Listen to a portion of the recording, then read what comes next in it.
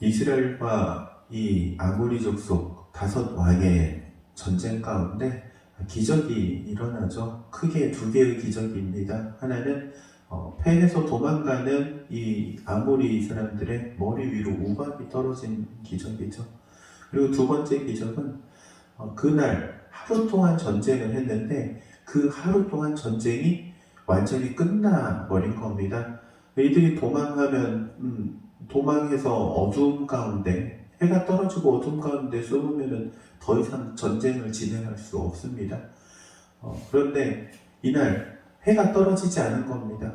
해가 떨어지지 않아서 그냥 정말 마지막까지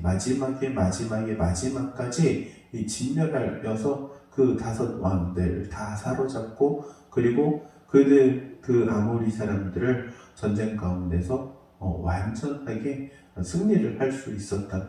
단 하루 만에 벌어진 일인 것이죠. 시간상의 하루라기보다는 그날의 하루가 해가 떨어지지 않았다고 합니다.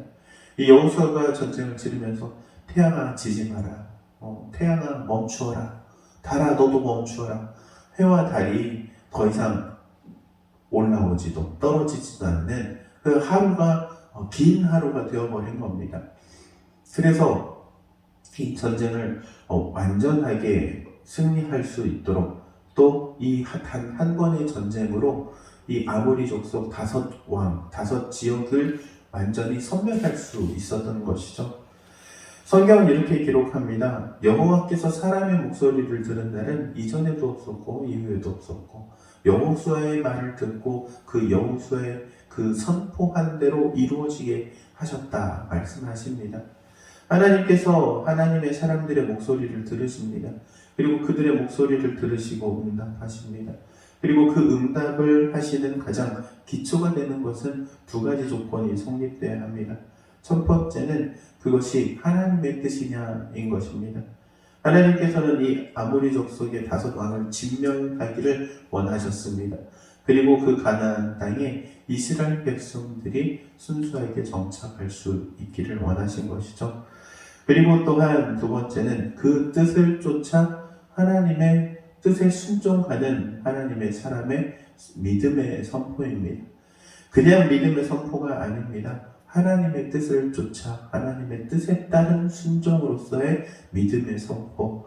여호수아가 바로 이 아모리 사람들을 진멸하기 위한, 그리고 하나님의 뜻을 따라 또 순종하였고 전쟁을 치르고 있고, 또 그 가운데 선포하였던 이 믿음의 선포를 하나님께서 들으시고 그에게 응답해 주신 것이죠. 이 믿음의 선포, 오늘날도 마찬가지로 믿는 우리 그리스도인들에게 동일하게 역사하시는 줄로 믿습니다. 그렇기에 우리는 항상 하나님의 뜻이 어디에 있는지를 분별해야 하고, 또 하나님의 뜻을 쫓아 순종해야 하며 하나님의 뜻을 따라 선포해야 합니다.